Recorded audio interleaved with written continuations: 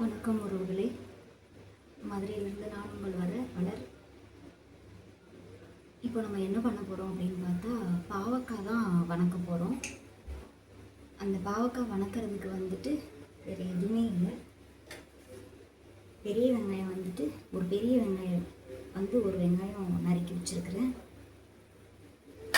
ஒரு பாவக்காய் பெரிய பாவக்காய் ஒரு பாவக்காய் கழுவி கட் பண்ணி எடுத்து வச்சுருக்கிறேன். இது ரெண்டு மட்டும்தான் வீட்டு மசாலா பொடி மட்டும் போட்டு வணக்கி எடுக்க போகிறோம். இப்போ அது செய்கிறதுக்கு தேவையான பொருட்கள் என்னென்னா அது ரெண்டு மட்டும்தான், வேறு எதுவுமே கிடையாது. தாளிக்கிறப்போ ஜீரகம் மட்டும் போடுவோம். இப்போது இது வச்சாச்சு, கடாய் வச்சாச்சு. நான் இந்த இது தாளித்ததுனால அந்த பாத்திரத்தையே வச்சுருக்கேன். அந்த எண்ணெய் இருக்கிறதுல கூட இன்னும் 2 ஸ்பூன் மட்டும் எண்ணெய் சேர்த்துக்கலாம்.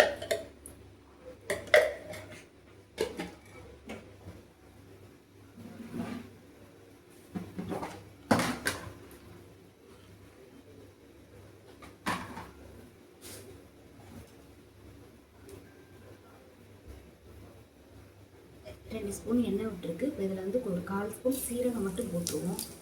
சீரகம் போட்டு பொரிஞ்ச உடனே கொஞ்சம்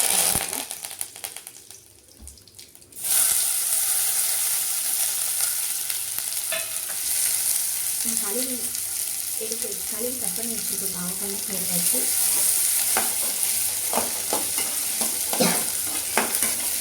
இது அப்படியே நல்லா ஒரு அரை வேக்காடு வர்ற வரைக்கும் வணக்கிடுவோம். நல்லா அரைட்டு வெந்துடணும். வெந்ததுக்கப்புறமா நம்ம வெங்காயத்தை சேர்த்துக்கலாம்.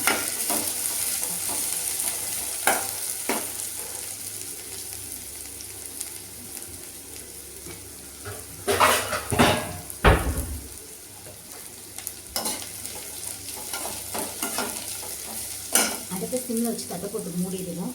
நல்லா அந்த சிம்மில் வச்சு அந்த சிம்லேயே தட்டு போட்டு மூடி இருக்க அந்த ஆவிலேயே நல்லா வெந்துடும். ஒரு அரை வேக்காடு வந்த உடனே நம்ம எடுத்து பார்க்கலாம். இடையில கிளறி விட்டுக்கலாம். கிளறி விட்டால் தான் கொஞ்சம் தீயாமல் இருக்கும். இப்போ மூடி வச்சாச்சு. இன்னும் 2 நிமிஷம் கழித்து நம்ம எடுத்து பார்ப்போம் எப்படி இருக்குது அப்படின்ட்டு. அது கொஞ்சம் ஒரு அரை பதம் வெந்திருந்தது அப்படின்னா வெங்காயத்தை ஆட் பண்ணிடுவோம். வெங்காயத்தை சேர்த்துருவோம். அதில்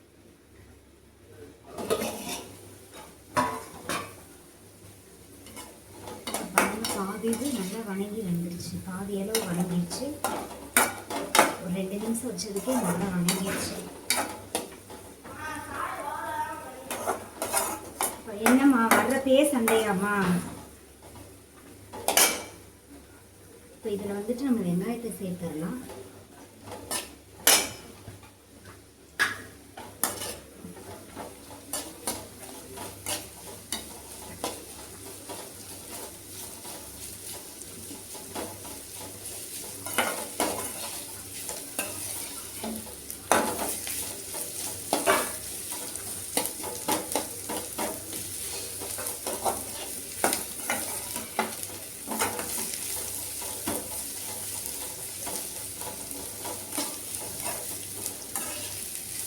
வெங்காயம் சரிக்கு சரி நிறைய வெங்காயம் சேர்த்துருக்கேன் அப்படின்னா சின்ன வெங்காயமும் சேர்க்கலாம். சின்ன வெங்காயம் சேர்த்தா இன்னும் நல்லா டேஸ்ட் கொடுத்து. பெரிய வெங்காயம் தான் நான் போட்டிருக்கேன். இது எதுக்காக போட்டிருக்கோன்னா அந்த கசப்பு தன்மையே தெரியாது பார்த்துக்கோங்க. நம்ம இந்த வெல்லம் ஜீரகம்லாம் போடுவாங்க, அதெல்லாம் எதுவுமே போட தேவையில்லை.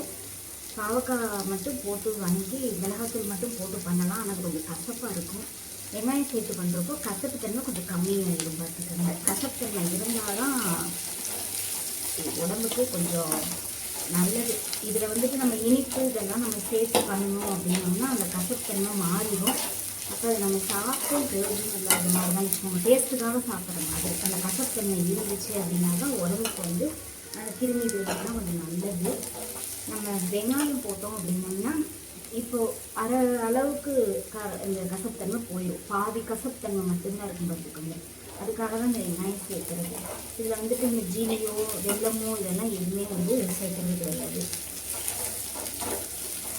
இதை அப்படியே சிம்மில் வச்சு மறுபடியும் ஒரு 2 நிமிஷம் நம்ம வணக்கி 2 நிமிஷம் சிம்லேயே இருந்து தட்டு போட்டு அந்த ஆவிலே வணங்கட்டும். அப்புறமா நம்ம எடுத்து பார்க்கலாம் எப்படி இருக்குன்ட்டு. நல்லா வணங்கி இருந்ததுன்னா மிளகாத்தூள் போட்டு தூளுப்பு போட்டு நம்ம அப்படியே இறக்கிடலாம். சிம்மில் வச்சே இப்போ நல்லா வணக்கியாச்சு. தட்டை போட்டு மூடி விடவும் நல்லாவே வணங்கிருச்சு. இதில் நம்ம தேவையான அளவு உப்பு சேர்த்துக்குவோம்.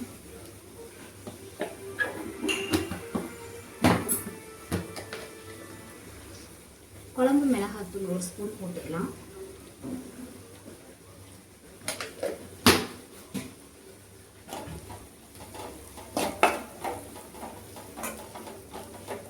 இது வந்து காரம் நான் கொஞ்சம் கம்மியாகவே தான் சேர்த்துருக்கேன். காரம் வந்துட்டு நம்ம தேவைத்தக்கமாக போட்டுக்கலாம். இங்கே காரம் அதிகமாக எடுத்துக்க மாட்டாங்க அப்படின்றதுனால வந்துட்டு காரம் கொஞ்சம் கம்மியாகவே தான் போட்டிருக்கேன்.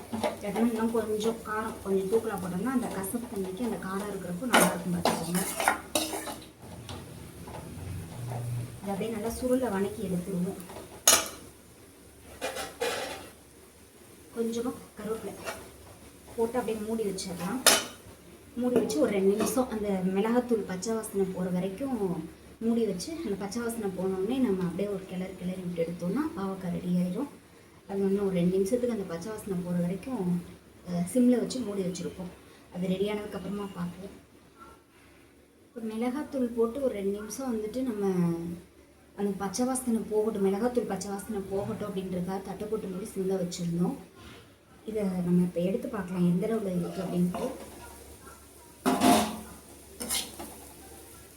நல்லாவே வணங்கிடுச்சு, நல்லா சுருண்டு வணங்கி வந்துடுச்சு. அந்த பச்சை வாசனை போய் நல்லா அந்த பாவக்காய் வணங்கின வாசனை வருது பார்த்துக்கோங்க. வெங்காயமும் அது நல்லா சுருண்டு வணங்கி வந்த வாசனை வருது. அப்படியே அடுப்பை ஆஃப் பண்ணிடுவோம். ஆஃப் பண்ணிவிட்டு